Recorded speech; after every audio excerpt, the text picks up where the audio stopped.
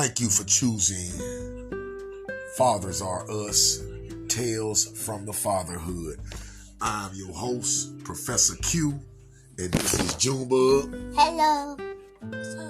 What's up? Get the gas out of here. Oh. Anyway, I am back with some more facts, not fiction, because fiction gets you nowhere. Anyway, we're going to get into fathers reading to your children. Why must you read to your children? What are the benefits of reading to your children? And what is to be gained?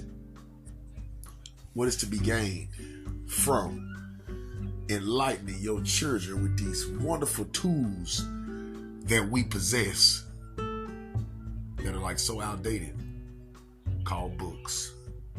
A book. Well, reading has many benefits. Let's just start and say that. From stress reduction, reading can reduce stress levels up to 67%. Empathy. Reading can help people see things from a different perspective. Memory improvement. Sleep improvement. I always get good sleep when I read a book. Not for them. Kidding. But personality improvement. Other things spanning from gaining knowledge, exercising the brain, improving focus, improving communication skills, and enjoying entertainment. Well, my kids love a series of books. I think all kids love Dr. Seuss, Cat in the Hat. We read a lot of animal books. Animal books with storylines that have an animal doing things that people could and should do. But the importance of reading books to your kids. I had an uncle. You know what I'm saying? He was very, very, very, very particular about me making sure that I brought books to these kids and making sure that the children have a certain book or a story that they like. My uncle passed. Great man.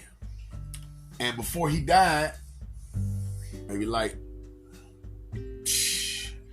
2 months before he died, man, he sent me a big old box of books. Books that he said, make sure you read these to your kids. And promise me that you do this. Because kids who can get read to, learn to speak better, more articulate, more well-spoken, and have a more sense of direction than a child who doesn't have a host of these things. So my uncle passed. I was reading books to the kids before then, but more or less now, I make sure to read, even if the TV on. I got caption on, so get what somebody can read something. But reading hosts a lot of things. I remember back in the day, the elderly people used to say, "Oh damn, you know what? I don't even think we recording over this end. I got you."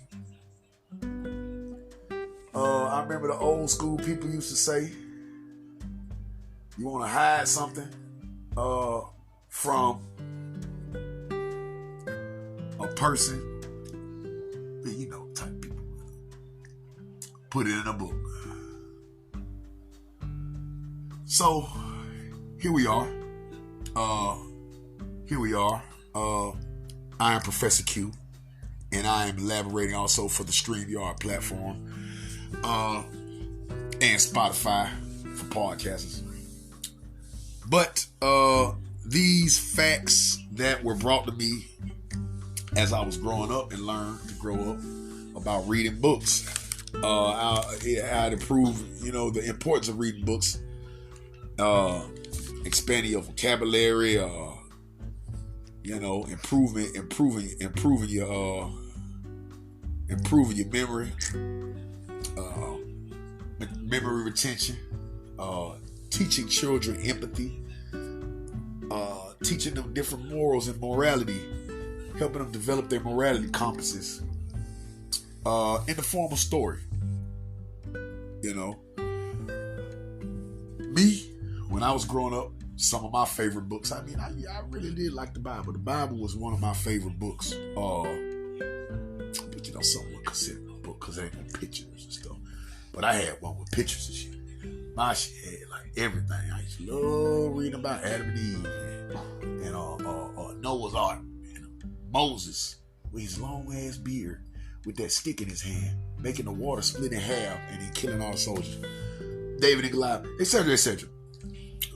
But I guess maybe the time that we grew up in, I could hear those stories and visualize it a little more than they do nowadays. But back to the topic. Expanding your vocabulary. The importance of reading books. Fathers, the importance of reading books to your children. Expanding your vocabulary. Language patterns. Children learn to speak primarily by listening to their parents' usage of language. Dialect. How you utilize the word. The English language is one that is easy for us, but more or less it's very hard because it has so many multiple meanings for a word. Can. A can. Something that has beans in it. I can. I'll kick you in the can. Hey, and the list goes on. It's a lot of words that have multiple meanings and dialects. So, fork. Fork you eat with. A fork in the road. Look at this girl with this fork on her head. The list goes on. I'm not going to sit here and kill you with the antics about dialects and stuff. I'm just letting you know that the language patterns is very important when you're reading books. It helps your child learn the language. Thinking skills. When they're listening to the stories that you're reading, they're thinking. They're thinking like, is this real? Who is this person? Why is he doing such crazy things? Why did Jack put the beans? He got those beans, and how did he turn into a stalk? Etc., etc. Why is the big bad wolf trying to blow the house down? What did the pigs do to him? There's so many different things that people think of when you read stories and different aspects of it. Independent reading. When you read to your children, you show your children that it's okay to read. It's okay to read signs. This is a double-edged sword, because yes, you're teaching your children to learn to read, but like Junebug, so I'm not teaching to read. I pull up in the parking lot. Dad, this ain't no parking. I'm like, damn. Let me back out this parking spot, man, so I can be doing the right thing. This nigga just see me pulling a set spot that say no parking. I'm gonna go in for a minute, but Dad, okay. So I back my ass out the parking spot. He can read. I can't pull the wool over his eyes. It says fire lane. He's like, Dad, is the truck on fire? It says fire lane. I'm like, no, it's for fire. Damn. I'll get out the parking spot now. It's cool, man. Writing skills. Reading books and other literary content to your children helps them establish writing skills so that they learn how to manuscript. Now, I do not believe that this is a very common or frequent thing in the schools these days. I don't think a lot of kids can write because they do so much computer, and most of them write their name and look like chicken scratch to me. But when we was growing up, we had cursive, manuscript, calligraphy. Teach your name how to write your name with a bunch of loops and pretty bitty. Now, keeping your pen down when you're writing, one stroke, and then you know what I'm saying? Kids these days don't have the pleasure or the pain of having to learn to write in certain scripts. They think all capital letters is okay. I mean, you know, it is, as long as you learn how to write. But this also teaches them how to utilize writing skills in the aspect of story writing and learning how to compile things into a manner of which it flows and is literally correct. Writing improves language skills, which improves writing skills. Reading stimulates the imagination. Their writing will come alive when you read stories to your children. It will come alive. Another good positive benefit of it is the concentration aspect. When children listen to stories, they increase their ability to concentrate on what they're hearing.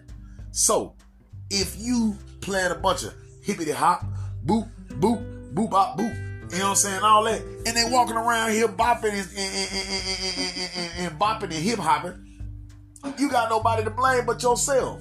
You can't even blame YouTube. You can't blame Instagram. You can't blame TikTok.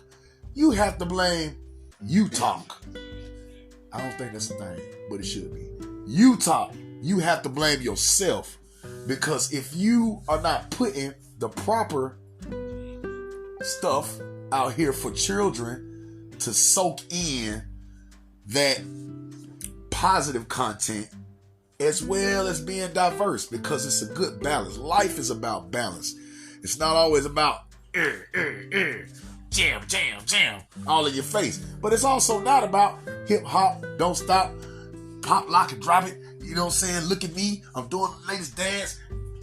You know what I'm saying? It's not about that. So at the end of the day, you have to pick and choose your battle, so to speak, for your child and yourself. You have to pick and choose your battles, so to speak, for your children, for you fathers, for you. I mean, you know what I'm saying? For you steppers. You know what I'm saying? I'm just gonna call you steppers, because if you're a step and you're still there doing the damn job, you shouldn't even call yourself a step. But we're gonna get into that. That's a whole other podcast. Stepdad, so sad. That's gonna be the name of the topic. So y'all keep your eyes and ears peeled for that one. But you know, uncles who raising nieces and nephews like your own children, it's for all y'all. Remember, what you read and what you put in is what you're gonna get out. Your child is like a bubblegum machine. Oh damn, that's a horrible analogy. Your child is like a car. If you put in humbug bullshit gas in the engine and it starts running, pop, pop, pop, pop, pop, then you go back and put that 93 in there. Now they woo. Now you got high octane improvement. Memory. Reading stimulates the memory receptors neurologically in the brain for adults as well as children. Following storylines involves uses of memory. The more they use their memory, the stronger this skill becomes. They will be able to be in tune and be able to keep up and chronologically organize different things. I utilize this now in my 40s. I'm in my 40s. I utilize this. Where did I go? I put my lighter down. Where did I go? When I did this, I did that. This is the learning of usage of memory. This also is something that fights Alzheimer's. So if you can't remember what you did, where you put your keys, where's your lighter, and your glasses, and then they somewhere else, they probably inside the car on the dashboard. But it's not me to sit there and pick and cast judgment, because it's not a judgment show. This is a show for fathers like us. Now, we're going to get back to it. Moral lessons. When you read and learn and teach these stories to your children, they will gain moral value, which comes from moral lessons taught. Children learn a great deal from characters in their favorite stories. These stories are filled with scenarios where and when the character has to make decisions and influence the outcome of things. Excuse me, ladies and gentlemen. Woo! It's cold outside. And I'm a cowboy. I don't know, that just felt like saying anything. But hey, moral lessons and moral value. Like, when I heard Jonah and the whale, I was so amazed that this big ass fish ate this man and kept him in his mouth for 2 whole days and spit his ass out at whatever place it was. But it was a place somewhere where he needed to be in regards to a place where his ass didn't need to be. He was on a boat. He got tossed from the boat, and instead of getting killed in the storm, he got swallowed by a whale and regurgitated days and days later, smelling like a fish market and all that. And he decides to go ahead and preach the word of God. Guess what? I love that damn story. There's a lot of books and a lot of stories that are also good for your kids too. If you want to learn how to make a good impression on your children, set a new trend, ask them what kind of book they want to read, ask them what's their favorite story, take them to the library and walk around and see the sights. You might just learn something as well as your child. Now, in closing, I'm going to recap on things of the importance of reading books to your children. They expand vocabulary, help the thinking skills, improve writing skills. They encourage independent reading, concentration, memory. So look, you ask as a kid, where your socks at? I know you had socks on when you came here. Where's your shoes at? And they steady telling you, you don't know. You ain't got nobody to be mad at but your damn self. So stop ragging on them and stop acting like this is a family show, so I ain't even gonna say the word, but y'all know what I'm talking about. Don't try to get on them children about something that you can help them improve by simply reading a book to them. And also moral lessons, which helps improve their moral compass as young kids, children, and soon to be stand-up young adults and adults. I think I touched every point. But at the end of the day, even if I didn't, I'd do a part 2 about reading books if I need to get back on it again. But the fact of the matter still stands that reading books is something that's like an untold and an unspoken art. And it has so many other qualities and so much skills and so many things that you will gain when you learn to read with your child. You'll also be learning too, because guess who reading to them? Your ass. You're reading to them. So now you're upping your vocabulary and helping your brain do some thinking. So choose the right path. Get a book for them children. Read to the children before bed. Read to them in the daytime or any other time they want you to read a book. And if you don't do it because I said so, do it for the kids. I'm Professor Q, and this is Tales from the Fatherhood.